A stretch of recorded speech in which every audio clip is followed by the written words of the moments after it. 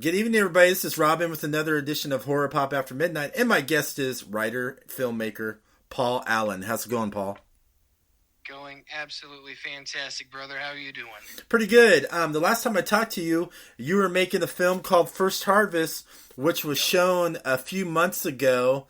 So, tell me a little bit about First Harvest for some of my listeners who's never heard of it and would definitely like to check it out. Man, so the first harvest, this was my ironically first movie. And I absolutely fell in love with filmmaking because of it. I had an absolute blast filming and getting to meet some of who I believe to be the most talented people in the Midwest and getting to work with everyone, learning everything as I go. The last time that we spoke, I didn't fully understand just how big this project could become. And I, of course, didn't understand fully everything I would have to do to make it happen. And just getting to learn everything as I went and being able to see that pay off with the first two screenings, it was just amazing. And I love that people have connected with it, because though it's a horror film, there really is something for everybody to connect to. There's some underlying romance drama. There's, of course, the slasher elements. We didn't get to do quite as much of the slasher. Am I allowed to cuss? Yeah. Okay, we didn't get to do as much of the slasher shit as we wanted to. But for that reason, though, I do believe that even for non-horror fans, I believe that they'll like it. And that has proven to be the case. One of the gentlemen who graciously allowed us to screen it at a theater was not a fan of horror, and to my knowledge still is not. I don't think that we converted him. But he, after we did the test screening, just us three, as in him, myself, and my cinematographer, he was like, I'm not a horror fan, but I actually kind of like that. So I love hearing things like that, and I love, being able to go out random places, Walmart, gas stations, and people coming up and saying, "Hey, I saw your movie, and it inspired me to get into film." I love hearing stuff like that. Like that was my goal, was just to inspire others and ultimately give a little love letter to the films that I loved growing up. And so if you like horror, or if you like intense long-term storytelling, you're going to love The First Harvest. Yeah, let's talk about the slasher killer in there too, because he was a beast. And the mask that you made for this for the killer in the film, it kind of reminded me of like a horror film slash Mankind mask. Something like what Mankind would wear. If everybody's familiar with Mankind from wrestling, kind of remind me of the mask a little bit. And I also kind of paid a little homage to a little bit to Leatherface, how you made that mask. Mm-hmm. Yeah, and that's pretty much what I told my mask guy, who is Tim Cecil, the mask monger. I told him to use Leatherface as a loose inspiration and just go fucking crazy with it. And that's exactly what he did. And I love it. I love all three of the masks, but that OG mask, the one with the spikes and the mouth cover, I love it. It's one of my favorite masks. That's pretty cool. Now let's talk about, since you were talking about you love working with some talented, actors and actresses of the Midwest. It seems like you use them in all of your films, which makes the film like more important to you. And them working together in all these films, it feels like they have that great connection with each other and how they play off with each other with the chemistry. So let's talk about a young talented actress by the name of Holly Anspaugh. Tell me a little bit more about Holly, how she became a part of your films. Mm-hmm. Yeah, so Holly was actually one of the first people that reached out to me to audition for The First Harvest. And it's funny because as close as her and I are now, the first time that I talked to her, I called her ma'am. And we kind of joke about that a little bit. but she reached out to me just over 2 years ago, and she wanted to audition for the role of Emily. And by that point, I had already received several submissions for Emily, and I had already almost decided on who was going to be Emily. And I haven't told Holly this, but I got her audition back, and the moment that I saw it, I was like, "That's Emily." Like she really captured the essence of what I wanted the Emily character to be. And I mean, Holly is just such a wonderful, wickedly talented actress. And so I've worked with her quite a bit in most of my bigger projects. Of course, being in The First Harvest, she was also in my short film, The Recovery. She was in my short film, My Devotion. She's been in some other things, mostly spinoffs of The First Harvest. And she's just one of those people that, like, if you're lucky enough to be blessed to have her in your circle, you're better for it. And being able to have her in so many projects is just a massive blessing. I mean, she brings so much to the table. And I mean, I have no doubt that she's going to go very far with this.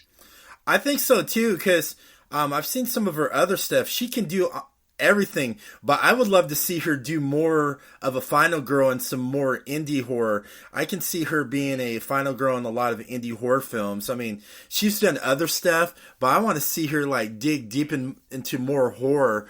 I want to see the real Holly really get into a horror, as a final girl. I mean, she did, a phenomenal job in First Harvest as well.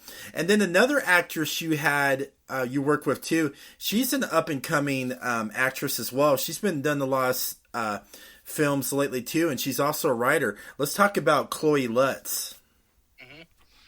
Absolutely, Chloe. Again, I have nothing but positive to say about Chloe. She's wonderful, and she wrote one of the scenes in The First Harvest. And that's something that I don't think she gets quite enough recognition for, because I mean, The First Harvest has won writing awards, and she's absolutely a part of that. And I believe she's part of the reason that we were able to get that achievement. I mean, the scene that she wrote was actually the therapy scene between Emily and Talia. And it's such a great scene. Now, as far as acting goes, Chloe's another one that I have no doubt is going to go very far in film. I mean, she's already done some pretty big things. She was on Chicago PD, I believe it was. Yes, she was. And I mean, this is just the beginning for her. She is still in the very beginning of her acting career, and she's already doing that. Like, she's gonna make it. I think so too. And then before we start getting into the good stuff, another great actor you work a lot with too is very talented. He's done everything. He's everywhere. I call him the indie actor of the universe. Let's talk about Derek McMahon. Derek McMahon is the man. And you have to I love Derek. Doesn't Derek have beautiful long hair? He does. Certainly more beautiful than my hair, which I'm growing back for a role that I cannot yet discuss. But yeah, I love Derek so much. He is such an amazing guy and a wickedly talented actor. I feel like that's a term that I use a lot for the people I work with. Wickedly talented. You do. But Derek is great. I mean, for The First Harvest, he absolutely nailed the role of Detective Jerry. Absolutely nailed it. And of course, he's returning in Sister Sullivan. And I just cannot wait for y'all to see what is in store for Jerry and how Derek portrays it. I mean, he's just so good. Yeah, he is. Now, let's talk about the sequel, which you mentioned from First Harvest. There's a sequel to it called Sister Sullivan. You're also doing an Indiegogo campaign for it. So, what decided you to do a sequel from the first Harvest, and how'd you come up with Sister Sullivan? Yeah, so whenever I was creating the first Harvest with my mother, we always had in mind that it would be 3 movies. Okay. That it wasn't necessarily to be played out as one movie or one story within one movie. It was supposed to be one story spanning 3. So we were always going to do a sequel. Now, the original plans that we had come up with have drastically changed. Okay. So some of the directions that we would have gone, we are no longer going. That being said, Sister Sullivan, which, to kind of get to the title of that a little bit, so the first Harvest is kind of Jay's story and his, final days as a serial killer. Okay. And Sister Sullivan picks up a little bit where that left off. Because the last scene of the first Harvest, which I'm comfortable saying since it's been out for a few months now, the last shot that you see is Jenny, who is Jay's younger sister, picking up one of his masks and putting it on. So Sister Sullivan is going to kind of mirror the first Harvest a little bit, where we see Jenny's descent, and she ultimately is going to have to make a choice. Does she want to follow her brother's footsteps, or does she want to be different from him and veer away from those instincts that she has picked up? And it's going to be an absolutely chaotic ride. So is it gonna be some good bloody kills in it, since it's a slasher film? Is it gonna be like a lot of blood and gore, all that great stuff? And who are the practical? It's gonna be a lot of practical effects, and who's gonna be doing all the makeup and blood? You have some good people doing that. So there are definitely going to be a lot of gory scenes in Sister Sullivan, and that's one thing that I really wanted to do, since we didn't really get to do a lot with the first Harvest. Mm-hmm. Which, as my last interview stated, I wanted the third act of the first Harvest to be a goddamn bloodbath. And this is going to essentially be what I wanted the first Harvest to be. It's going to be very gory, very bloody, and as far as who is on board to do special effects, we've got a couple of different players in the mix there. I have not yet announced them on our Facebook page, which is of course just Sister Sullivan. Mm-hmm. So everybody please tune into the page, because I will be announcing them soon. And then as far as like the Indiegogo goes, a large part of doing special effects and practical effects, which most of it is going to be practical. We're not really going to mess with CGI or anything like that. Those things are quite costly. And so we are definitely going to be using the Indiegogo to help add to that, so that we can make it the movie that I know it can be and that everyone involved knows it can be. We are launching that. Everyone pull out your calendars, pull out your phones. June 7th, day 1, donate any amount. Hey, that's pretty good. I like those Indiegogo campaigns, because you can get a lot of great perks and stuff, and a lot of people do put into that Indiegogo, campaigns. I mean, I do that because I love, indie horror so much. If I see an interesting indie horror film that I like, I'm into, I'll definitely give some money to that project, because, like I said, I support, indie horror filmmakers, and to see like what they like to do and all that. So since you did First Harvest and Sister Sullivan, you must love watching serial killer documentaries or serial killer shows, because you got a pretty messed up mind. Thanks. Believe it or not, unless I'm studying for a role, I don't really watch a lot of like serial killer shit. At least documentaries. I love slashers. I love anything that is not based on reality. The only thing that actually genuinely scares me is something that is based on real life.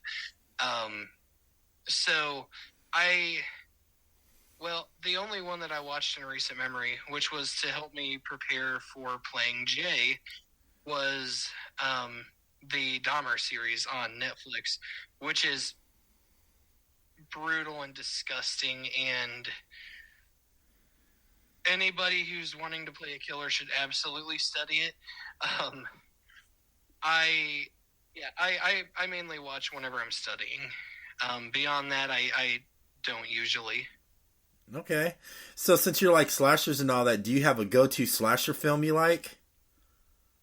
I mean, my favorite horror franchise is Scream. Nice. I absolutely love the Scream movies. I have been blessed to be able to meet some of the actors from it, including Billy Loomis himself, and the newest Ghostface, Detective Wayne Bailey, of course played by Dermot Mulroney, who actually is one of the reasons I got into film, or at least acting. I got to meet him. I've gotten to meet some other characters as well, specifically Sheriff Judy. Randy Meeks, got to meet him. I'm going to be meeting Melissa Barrera and Matthew Lillard later this year. I mean, I fucking love Scream. Not necessarily a slasher, but I love Saw as well. Scream is my go-to, though. Scream, and when I'm in the mood, Friday the 13th. I have to be in a specific mood to want to watch Friday the 13th. Hey, that's pretty cool. Now I got a question for you. We're going to put you in it. We're going to put Derek in it. We're going to put Holly and Chloe. Say you guys were in a slasher film. You know, you guys are it's not like a film. Say it's real life. You guys are like hanging out somewhere and there's like a crazy slasher going around, you know, killing people, you know, like picking their victims. Of out of you guys, who would survive? Who would die? Who would be the final girl? And all that. I'm going to be the first to die, guaranteed. I pride myself on being able to take a hit and being able to fight pretty well, but when it comes to a slasher, I'm done for. I'll die like within the first 5 minutes. Final girl, oh gosh. I feel like that Holly would probably end up being the final girl. I don't know. I don't think that Derek or Chloe would necessarily get killed off. I feel like it would just be me, and then they would beat the shit out of the killer. If I had to pick one other person that I think would die, God, I don't know. That's a really good question. I know, that's right. So, like, you know, Holly and Derek, you know, and Clark will be listening to this. They're gonna be thinking the same thing, going, I wonder who's gonna survive. So, so in that scenario, the slasher of you guys, who do you think would be the slasher in that group and be the total surprise? Holly. 1000% Holly. You would say Holly? Oh, no doubt. Oh, I was gonna go for Chloe. She would play like that, like innocent, but also have that disturbing factor about her. How she would like instigate the group and get them right in, and then just start taking bits and pieces out like a puzzle. Well, there's always more than one killer, right? Exactly. They could be in cahoots. Oh, no doubt. No doubt. I mean, look at the Constance and Violence teaser pictures. They're working together in this. Oh, heck yeah. I wouldn't want to mess with Constance and No. Nah, I'm good, homie. I'm good. All right. I'll steer clear of those ladies. Oh, I will too. I'll be like exit stage left if I ever bumped into them in a dark alley. I mean, lots of it takes a lot to scare me, but something like that, I'll be like, no, no, no, I'm gone. I don't want to have my face on a milk carton or anything. Yeah, yeah, no kidding. Now let's talk about your other horror projects coming out. Let's talk about This Code Black. Tell me a little bit about this short film, This Code Black. It's also a horror film too. Can you tell me a little bit about it without, really spoiling it? I know it's in work right now. Yeah, so This Cold Black is a very fun short film that I initially wrote about a year ago. And of course, as I work with Holly a lot, so Holly must be in this. She's going to be portraying a character named Jamie. And then we have Brett Hopkins, who is a wickedly talented actor out of Kentucky. He's going to be playing a character called Wes. And then we actually just had 2 really solid auditions for Alexis that kind of have us stumped. It's like no wrong answers. So we anticipate being able to announce the full cast by this weekend. Now, This Cold Black, it's more of a psychological horror. Okay. It's these 2 friends who are podcasters. They go to this house, and I mean, what horror movie doesn't go sideways a little bit? Yeah. So they end up finding themselves in the woods, and they have come across this mysterious man named Wes, and that's really all that I can say without getting into heavy spoilers. It is a very, very psychological short, and one of the characters the audience is going to literally cling to throughout the entire short. Nice. And it's going to be, for one of them, it's going to be a very challenging short. There's going to be some certain limitations. And it's just going to be a fun ride. It's going to be a very fun ride. We also might have a pretty big cameo in it, so. Oh, I love surprises, especially in horror films where it gets it all up. Now, let's talk about your other horror short, No Haunted Paradise. What's that about? Is this like a type of a haunted house, horror, supernatural type of thriller? What's that about without spoiling it? So, No Paradise is it's another horror short. But it is absolutely a haunted house piece. It's about a single father who is recently separated. He's not divorced, he's just separated. But him and his daughter move into this new house. And as families naturally do in horror movies, it's a haunted house. Yeah. And there are definitely some spooky moments. That being said, I don't think that there's anything in No Paradise that will come off as scary. Okay. The intent is more so to build intrigue and curiosity and anticipation. Like, what's going to happen next? What is the next chapter in this? I've shipped this script out to a few people, and 100% of them have said, if there's not a part 2, we're going to riot. Hey, you know something? That's good as well. So when you did this, have you looked around for that perfect house? Have you found that house for the short film that you think will fit perfectly, kind of like in a creepy vibe or an old-fashioned type of vibe? Yeah, so we are actually going to be filming at the house of actress Angela Grimm. Okay. And she's also going to serve as assistant director for No Paradise. Nice. But she happens to live on a property that's almost exactly what I envisioned when I wrote the script. And it's really cool how this one came about, too, because like This Cold Black, I wrote it about a year ago. But I didn't really, because of the fact that there is a child in the script, I didn't really think, oh, I'm going to be able to do this within the next year. Because I haven't really worked with many child actors, just really Delilah Hefner. And so I wasn't sure if I would be able to pull it off. But then we were doing a reading with Caitlin Skinner and her daughter Hadley. Okay.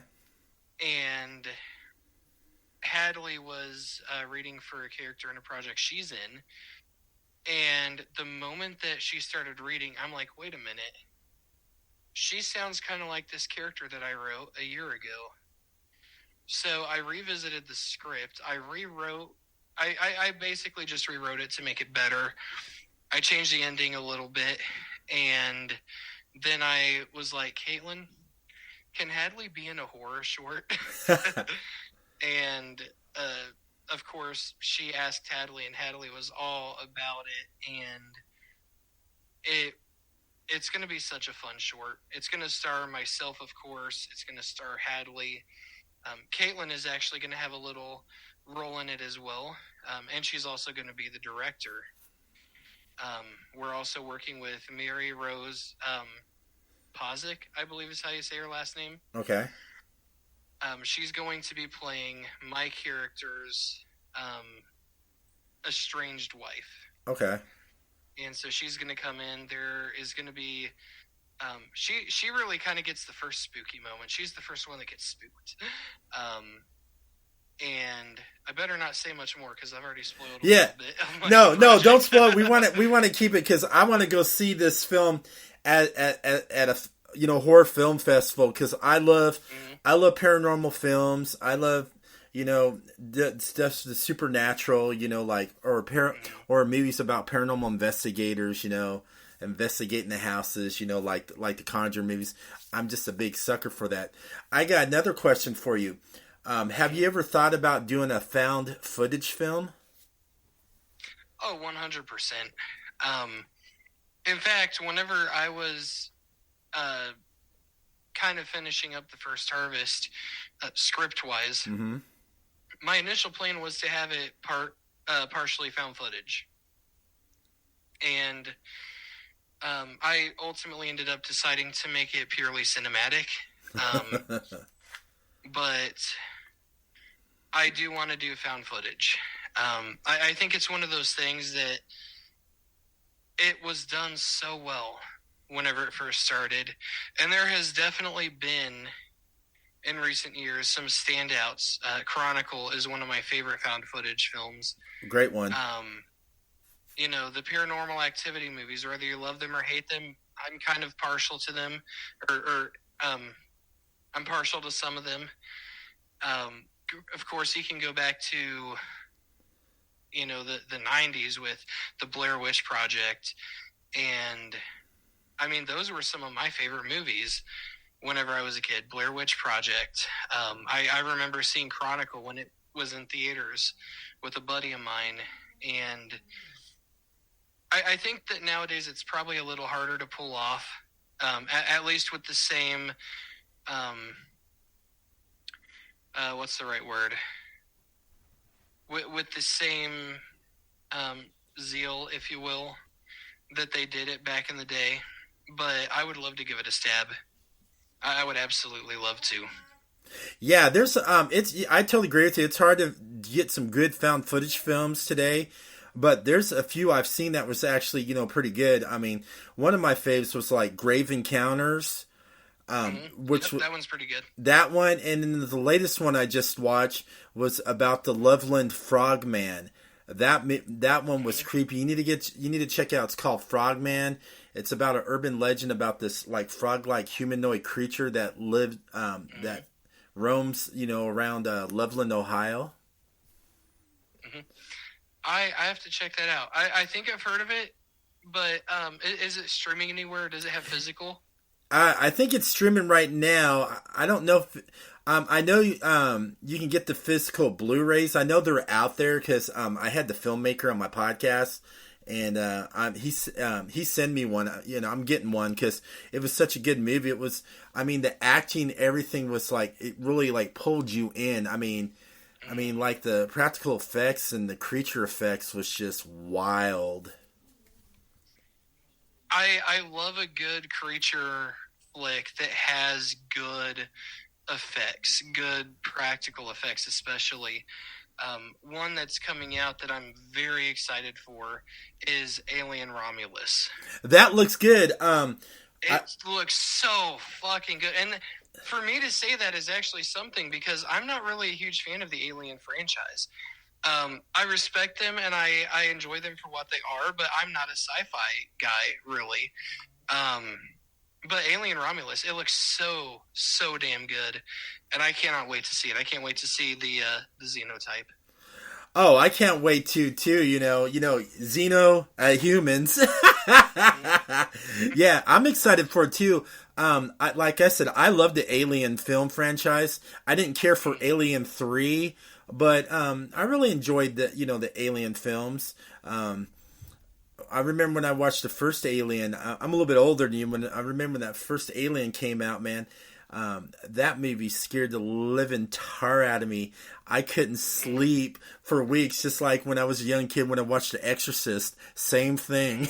Oh yeah, I mean the Alien movie, especially the first one.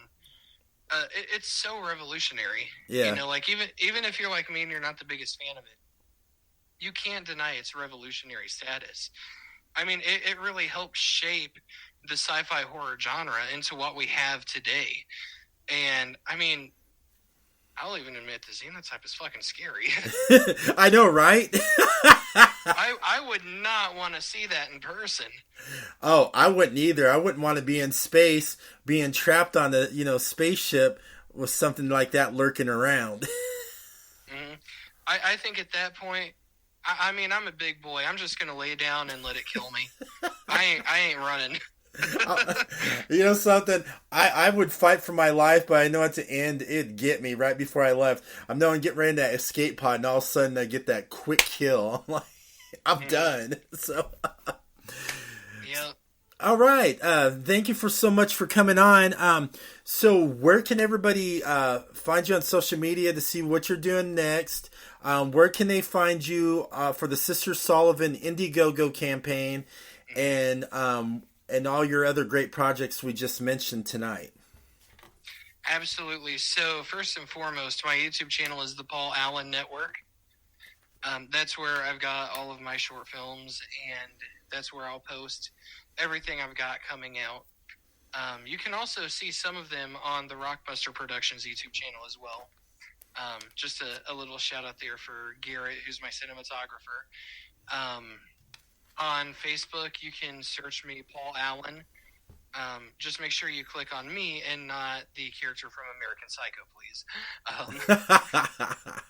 I seen my buddy Matthew posted that I'm looking for metal bands to feature shirts in Sister Sullivan, to feature merchandise.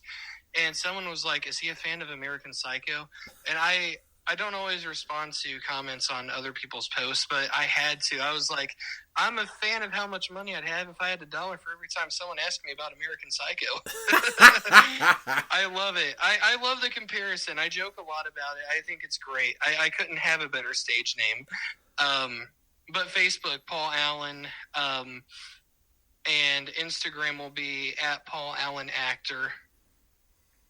And then we also have a Facebook page just called Sister Sullivan, and the profile picture is the teaser poster for Sister Sullivan. And that is where we will post all of the filming updates. That's where we'll post the Indiegogo. And again, to everybody listening, day 1, June 7th, any amount, any perk, help us make this movie the beast that we know it can be. Yeah, speaking of the American Psycho, Paul Allen, so they reference your name to that. So when they reference it, do you hear Phil Collins or Huey Lewis singing some songs in the background? I can't say that, but I do get a kick out of it. I do get a kick out of it, and I love that people are so open about it too. Like, I was at a convention back in August, and I was going through a line to meet someone, actually Skeet Ulrich, who plays Billy Loomis. Yeah. And the lady that was taking the money for photo op and autographs, she said, she asked, do you want him to personalize the signature? And I was like, sure. She's like, what's your name? I said, Paul. And then she said to the person in front of me, it'd be funny if his name was Paul Allen. And I'm like, guess what? And I pulled out my ID because, Paul Allen isn't my full legal name. It's just my first and middle name. Yeah. But she could not believe that she had actually guessed my name. It was hilarious. She was so excited she forgot to put my name on the picture to get signed. So I need to get, well, I'm gonna meet Skeet Ulrich again later this year. I'm gonna get him to sign a Ghost mask. But yeah, I love the comparison. I get a kick out of it every time. All right, thank you so much for coming on. Absolutely. Thank you so much for having me. Yeah, and everybody, thank you for listening to Horror Pop After Midnight. And you can listen to this episode at Horror Pop After Midnight on Spotify, iHeartRadio, Amazon Music, Apple Podcasts. And you can also follow me on Instagram at Horror Pop After Midnight. And also on Facebook and Twitter. Everybody have a great evening.